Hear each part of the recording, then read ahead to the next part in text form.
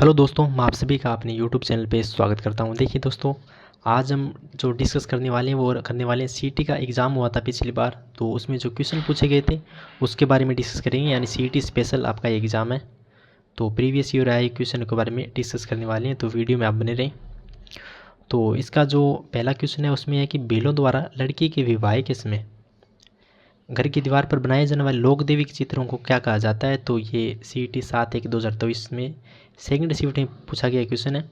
तो ऑप्शन थे इसमें तहनीसा, मांडना, फड़ या बराड़ी। तो इसका जो राइट आंसर होगा वो होगा बराड़ी। तो अगला क्वेश्चन पे बढ़ते हैं। देखिए अगला क्वेश्चन आया हुआ है सीईटी के एग्ज़ाम में फर्स्ट शिफ्ट में 5/2/2023 में। मोकड़ी क्या है? तो लाख की चूड़ियाँ या ऊन की दरियाँ, मिट्टी के बर्तन या लकड़ी खिलौने। तो इसका जो राइट आंसर होगा वो होगा लाख की चूड़ियाँ को मोकड़ी कहा जाता है। क्वेश्चन नंबर 3 पे देखिए।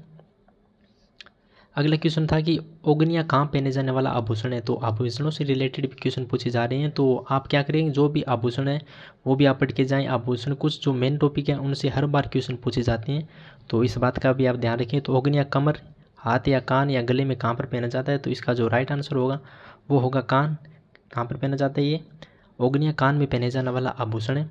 बढ़ते हैं अगले क्वेश्चन की तरफ। अगला क्वेश्चन आया हुआ है कि चोल, निकोल, पट्टा, दुकुल, चोरसो के विभिन्न नाम हैं। ये मतलब किसके उपनाम है या किसके अन्य नाम है। तो इसमें बात की जाए तो ये ओढ़नी के अन्य नाम हैं। यानी ओढ़नी को चोल, निकोल, पट्टा, दुकुल, चोरसो के नाम से भी जाना जाता है। देखिए अगला क्वेश्चन है कि राजस्थान में पोमचा एक प्रकार की ओढ़नी है जो पहनी जाती है। ओढ़नी है वो कौन से विशेष अवसर पर पहनी जाती है। तो इसमें ऑप्शन है माँ बनने के उत्सव पर, विवाह के अवसर पर, अविवाहित कन्या द्वारा या एक विधवा द्वारा। तो इसका जो राइट आंसर रहेगा वो रहेगा ऑप्शन नंबर 1, माँ बनने के उत्सव पर पोंचा पहना जाता है।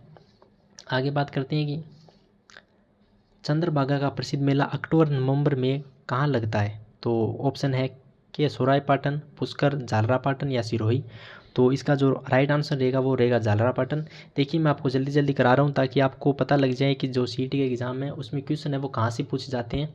तो इस बात का भी आप ध्यान रखें ताकि आपको पता लगे रहे कि कहाँ से क्वेश्चन आ रहे हैं, तो आप वो उस टॉपिक को पढ़ सकें और प्रश्नों का टाइप आपको पता लग जाए कि किस टाइप के क्वेश्चन पूछे जा रहे हैं, मीडियम, हाई या लो लेवल के। तो ज़्यादातर मीडियम या लो लेवल के क्वेश्चन पूछे जाते हैं, हाई लेवल के क्वेश्चन नहीं आते हैं सीईटी के एग्ज़ाम में। नॉर्मल क्वेश्चन आते हैं, प्रीवियस ईयर क्वेश्चन है वो काफ़ी मायने रखते हैं आपके लिए, तो इस वीडियो को आप ध्यान से देखें। अगला क्वेश्चन है कि बाड़मेर के कानन मेले का मुख्य आकर्षण क्या है। ये सीईटी 5/2/2023 में आया हुआ है, सीईटी फर्स्ट शिफ्ट में। तो इसका जो ऑप्शन है गिद्ध नृत्य, भवाई नृत्य या घुड़दा नृत्य या गैर नृत्य। तो बाड़मेर का कानन नृत्य है वो गैर नृत्य इसका राइट आंसर रहेगा। बाड़मेर कानन मेले का मुख्य आकर्षण क्या है? गैर नृत्य है, तो इस बात का भी आप ध्यान रखें। अगला क्वेश्चन आ रहा है कि 12 जिले में स्थित सीताबाड़ी में किस जनजाति का कुंभ मेला लगता है। यानी 12 जिला है उसमें सीताबाड़ी में किस जनजाति का कुंभ मेला लगता है। तो ऑप्शन है मीणा, सहरिया, भील, गरासिया। तो इसका जो राइट आंसर रहेगा वो रहेगा सहरिया, यानी सहरिया जनजाति है 12 में, तो उसके द्वारा सीताबाड़ी की जो जनजाति है उसका कुंभ मेला लगता है।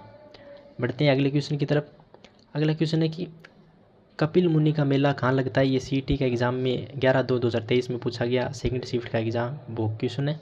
तो इसमें ऑप्शन थे पुष्कर, कोलायत, घोगामेडी या मुकाम। तो कपिल मुनि का जो मेला है आप सभी को पता होना चाहिए, कोलायत में लगता है। अगला क्वेश्चन है कि आदिवासियों का कुंभ कहा जाने वाला बनेश्वर मेला किस जिले में लगता है। तो जो बनेश्वर मेला है आप सभी को पता होना चाहिए। आपके लिए क्वेश्चन है, आप कमेंट बॉक्स में ज़रूर बताएं कि इसका जो आंसर होगा वो क्या होगा। बढ़ते हैं अगले क्वेश्चन की तरफ। पुष्कर मेला किस तिथि को संपन्न होता है। ये सीईटी 4/2/2023 फर्स्ट शिफ्ट में पूछा गया क्वेश्चन है।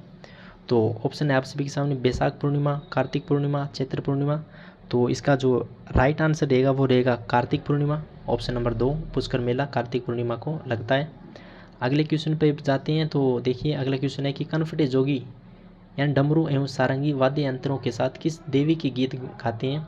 यानी जो कनफटी जोगी होती है वो डमरू और सारंगी लेकर, ये जो वाद्य यंत्र है ये किस देवी के गीत गाते हैं, ये लेकर किस देवी के गीत गाते हैं। तो ऑप्शन है जीण माता, शीतला माता, नागिणची माता और सकराय माता। तो इसका जो राइट आंसर रहेगा वो रहेगा जीण माता। बढ़ते हैं अगले क्वेश्चन की तरफ। देख लिया अगला क्वेश्चन है कि तरताई माता जिसका मंदिर तलवाड़ा बांसवाड़ा में स्थित है उन्हें किस और नाम से जाना जाता है। यानी जो तरताई माता है उसका उनका अन्य नाम क्या है? तो ऑप्शन है गजलक्ष्मी, महाकाली, त्रिपुरा सुंदरी या आवरी माता। तो इसका जो एक मिनट के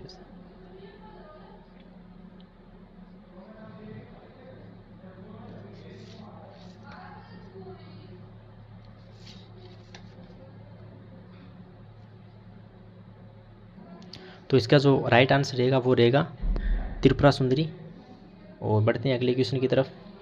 देखिए अगला क्वेश्चन है कि जैसलमेर के नरेश कुल देवी के रूप में निम्न में से किस देवी की पूजा करते थे? यानी जो जैसलमेर के राजा थे वो कुल देवी के रूप में किस देवी की पूजा करते थे? तो ऑप्शन थे आपके पास करणी माता, नागिणी माता, संवागिया देवी और अन्नपूर्णा। तो इसका जो राइट आंसर रहेगा वो रहेगा संवागिया देवी। जो जैसलमेर के राजा थे वो संवागिया देवी की पूजा करते थे। बढ़ते हैं अगले क्वेश्चन की तरफ। अगला क्वेश्चन है कि निम्नलिखित में से कौन सा लोक देवता रामदेव जी के मौसेरे भाई थे? यानी इसमें पूछा गया है कि रामदेव जी के जो मौसेरे भाई थे उनका नाम क्या था? तो ऑप्शन थे आपके पास केसरिया कुंवर, तलीनाथ, पाबूजी, हड़बूजी। तो इसका जो राइट आंसर रहेगा वो रहेगा आपके हड़बूजी। बढ़ते हैं अगले क्वेश्चन की तरफ।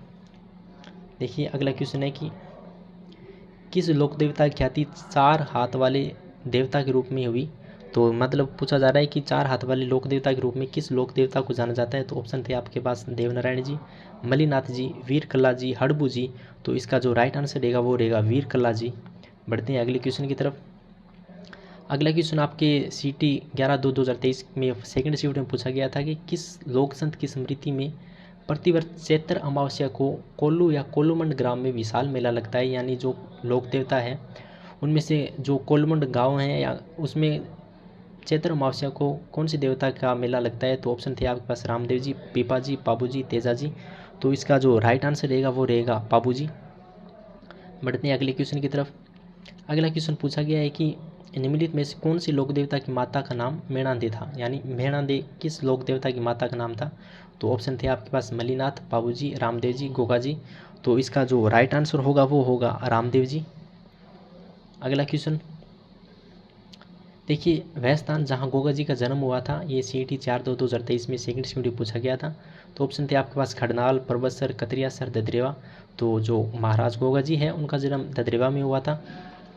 बढ़ते हैं आगे अगला क्वेश्चन की तरफ। देखिए आगे जो क्वेश्चन पूछा गया है वो राजस्थान में नरसिंह के नाम से प्रसिद्ध कौन संत है? यानी इसमें ये पूछा गया कि जो राजस्थान में नरसिंह के नाम से कौन से संत है वो प्रसिद्ध है, यानी कौन से संत है जिनको नरसिंह के नाम से भी जाना जाता है? तो इसमें ऑप्शन थे आपके पास संत रामशरण जी और संत चरणदास जी, कवि दुर्लभ जी, तो संत रज्जब जी। तो इसका जो राइट आंसर होगा वो होगा कवि दुर्लभ जी को राजस्थान में नरसिंह के नाम से भी जाना जाता है।